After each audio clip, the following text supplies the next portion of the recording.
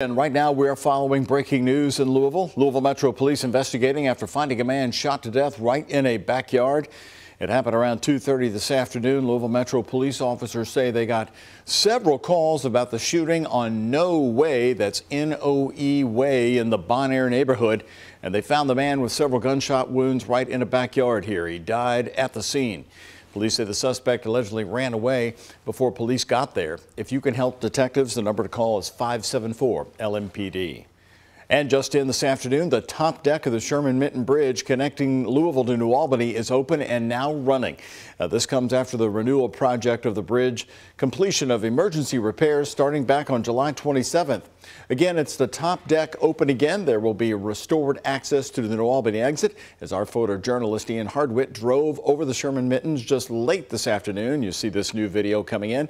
The New Albany exit is now open. However, periodic closures may continue as the renewal project continues. Right now, one is scheduled for August 25th, where work crews will pour new concrete.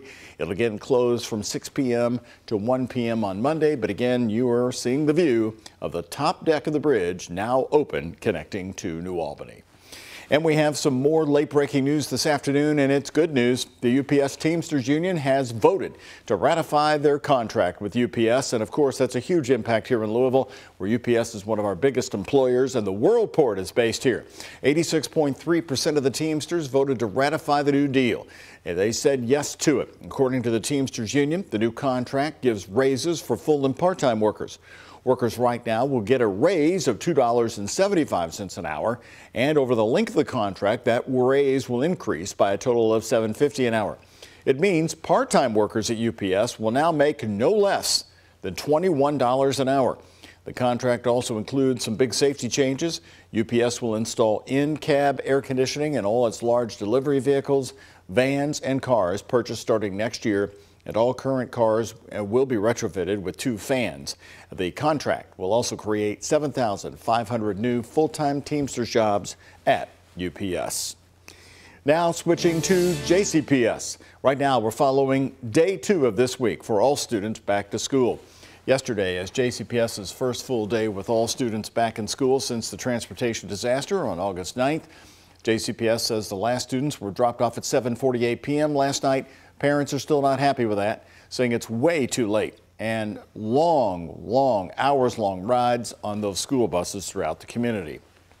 We've been seeing the concerns circulating on social media since last night, with some of you questioning whether the all clear time from last night is really accurate, that 7:48 p.m. time. Well, the school district doubled down today, saying every student who was either riding a school bus or taken home in a van was dropped off by 7:48. WHAS11's Isaiah Kim Martinez revisited the issue and checked back in on some bus drivers' well-being through all of this.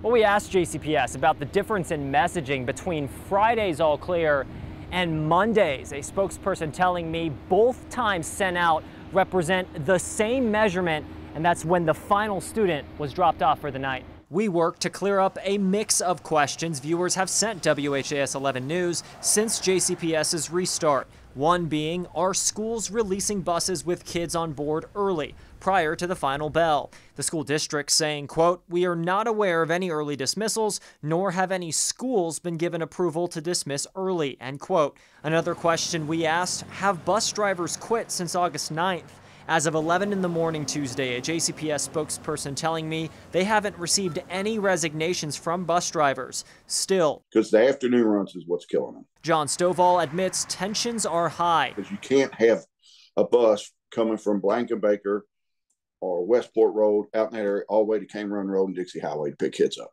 It just doesn't make sense. He's the president of Teamsters Local 783, the union that represents many JCPS bus drivers. On day 3 back in school since the meltdown, he says there are persisting issues. Oh, I'm hopeful, but still apprehensive. The school district has made a number of adjustments since the restart, contracting with a third-party transportation service for additional drivers and buses, and sending out vans to take kids who wound up on the wrong bus home. I just don't think parents and family, and really the community as a whole, are going to be willing to accept a 6:30, a 7, a 7:30 arrival time. Former JCPS board member Sam Corbett wonders how the school district will sustain this all-hands-on-deck effort. Those people have other jobs within the school system, and obviously if you're helping with the transportation problem, then you don't have time to do, quote, your regular job. JCPS officials maintain things will get smoother in the days and weeks to come, but many families are looking at the current pickup and drop-off times, saying they're unacceptable. In Louisville, Isaiah Kim Martinez, WHAS 11 on your side. By the way, we learned today that JCPS Superintendent Marty Polio also drove 4 students home yesterday in a JCPS van. One quick solution to the transportation disaster was the creation of the first ever bus tracking app by JCPS. It's a way for parents to monitor the path of their kids' bus through the afternoon and the mornings and know actually when it'll get home late in the day. Grace McKenna has been talking to parents today about what the app will mean for their own plans and learned how much it'll cost the school district. What's become clear through our conversations with parents is that every bus stop, every bus route is different, and every family is handling those things in a different way as they move forward through this week. From August 9th, their bus didn't leave till almost 8 o'clock that night. To now, haven't really figured afternoons out yet. Parents are still working out their own plans after JCPS's Day 1 bus disaster. Among the short-term solutions the district has proposed, one, a bus tracking app has been popular. While the app isn't officially available, Monday night, some parents told WHAS 11 they found a way to use it already and tracked their kids' ride home from school. Tuesday, more used it for the ride there. To text me as soon as you pull into school, and as soon as she pulled into school, it was 7:20, and it was 7:20 on the bus tracker. Chrissy Collins watched her daughter all the way to the school doors, though said the route itself is still a concern. I couldn't believe that she was on there for an hour. I couldn't believe it. And the bus route was just horrendous. JCPS announced last week it would partner with Edulog for the app. According to an order form provided to WHAS 11 through an open records request, the district is spending $192,000 on Edulog Parent Portal Lite and an additional $50,000 for implementation and project management.